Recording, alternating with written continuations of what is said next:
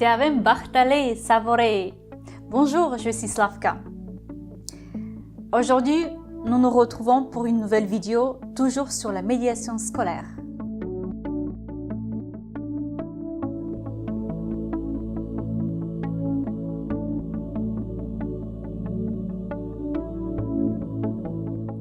Cette fois-ci, je vous propose de venir avec moi à Montpellier, une ville au sud de la France, pour voir comment la médiation scolaire a été développée.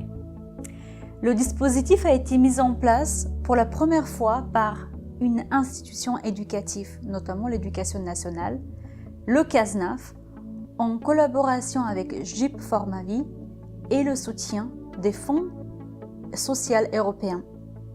Cette action est mise en place dès janvier 2015 et elle va durer pour une période de 3 ans. Le médiateur scolaire qui est engagé sur le terrain et par le CASNAF travaille essentiellement avec les familles roms, pour la plupart roumaines, familles roumaines et ex-yougoslaves, issues d'une migration essentiellement économique. Dans la mission de médiateur scolaire sont de faciliter la scolarisation des enfants roms, lutter contre l'absentéisme et le décrochage scolaire, renforcer la mixité sociale, favoriser l'intégration et faciliter l'intercompréhension entre les établissements du premier et deuxième degré avec les familles. La médiation scolaire à Montpellier est impliquée sur 8 bidonvilles. Donc, le médiateur scolaire travaille dans les 11 écoles maternelles, 14 écoles primaires, 7 collèges et 1 lycée.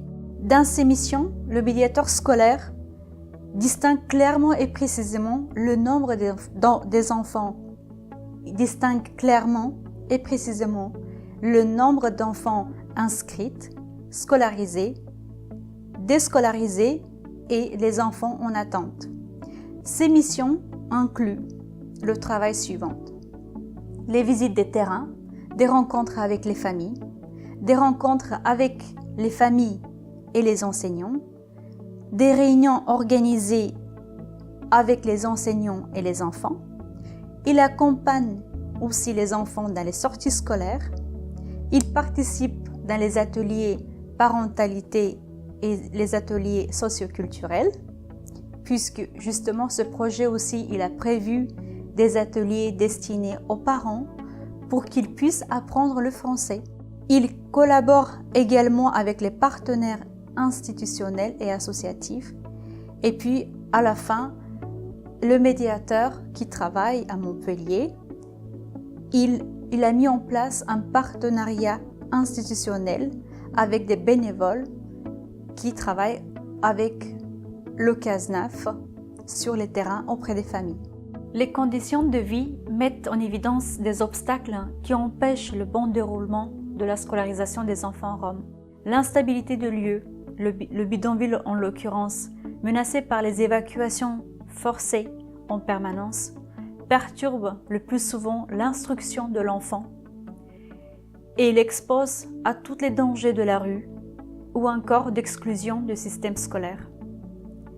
Les conséquences de la non-scolarisation pour les milliers des filles et des garçons roms sont l'exclusion inévitable et les risques d'émergence d'une génération de jeunes complètement analphabètes. Il est donc indispensable que le dialogue soit établi entre les différents partenaires, les familles, les institutions, les associations.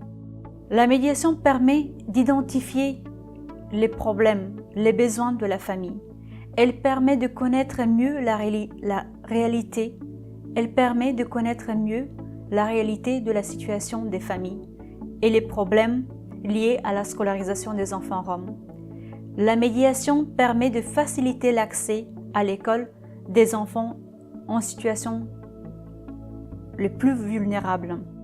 Elle envisage également des politiques adaptées et des mesures appropriées afin d'accompagner les enfants vers le chemin de l'école, les suivre dans leur réussite scolaire.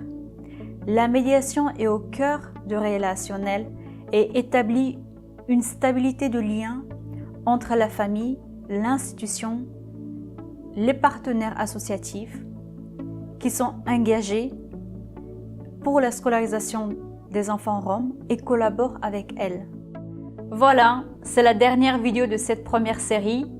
Dites-nous ce que vous en pensez dans les commentaires. On revient bientôt, alors abonnez-vous. O Delta Delta Membachte.